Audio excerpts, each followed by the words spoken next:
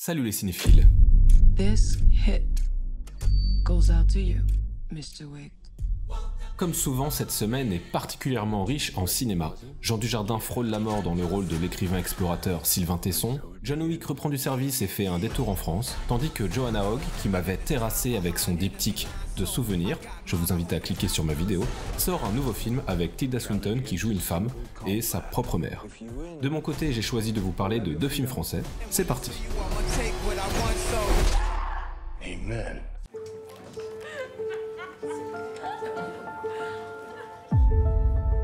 Désolée Miss, mais là, ça va pas être possible, tu peux pas aller à l'école comme ça. Pourquoi? Dalva a 12 ans mais s'habille, se maquille et se vit comme une femme. Un soir, elle est brusquement retirée du domicile paternel et placée dans un foyer pour adolescents. D'abord révolté, il va faire la connaissance de Jaden, un éducateur, et de Samia, une adolescente au fort caractère qui vont l'aider à comprendre et se défaire de l'emprise dont elle a été victime par son père. Dalva est le premier film d'Emmanuel Nicot et a été présenté en mai 2022 à la Semaine de la Critique à Cannes.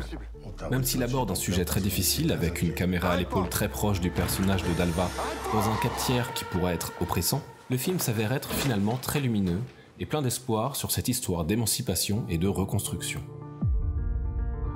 Zelda Samson, véritable révélation, joue une jeune fille effrontée qui a perdu toute lucidité dans la relation qu'elle a avec son père et qui ne comprend pas à quel point ses habits, son maquillage, son attitude de séduction sont inappropriés pour son âge. En face, Alexis Mananti est magnifique de bienveillance, de douce autorité dans le rôle de Jaden, un éducateur spécialisé qui s'attache à cette jeune fille et qui se bat pour qu'elle ait un avenir. Dalva sort en salle ce mercredi 22 mars.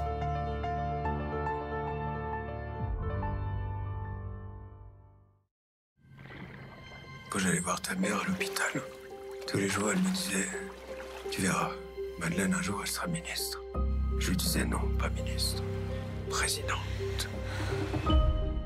Décidément, Rebecca Marder nous gâte. Après Mon crime il y a 2 semaines, la voici à l'affiche de De grandes espérances de Sylvain Desclous, aux côtés de Benjamin Laverne, son ancien camarade de la Comédie Française.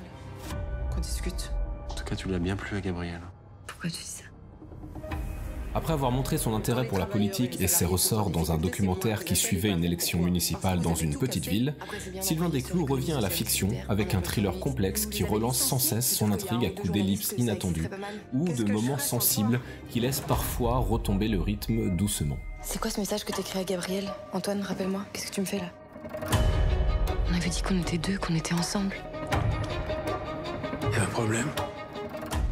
Madeleine et Antoine sont 2 étudiants en sciences politiques. Lors de vacances en Corse, une altercation avec un local tourne au drame. J'ai agressé avec mon copain. Alors comme ça, tu fais du lâchez-moi! Je te jure, je vais te défoncer.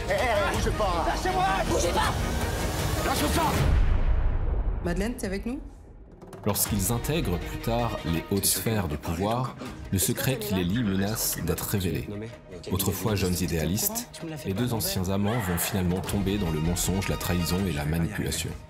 Très vite, c'est Madeleine qui devient le personnage principal de l'histoire, en essayant de composer avec son milieu social d'origine, en essayant d'avancer sans se renier, et bien sûr en repoussant les attaques d'Antoine avec ses propres armes. La fin justifie-t-elle les moyens ?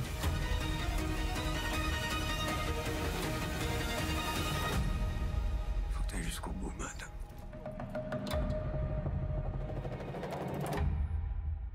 Comme toutes les semaines, il y a plein d'autres films qui sortent et qui méritent notre attention. On vous souhaite de bonnes émotions. Dites-nous quel film de cette semaine vous avez préféré.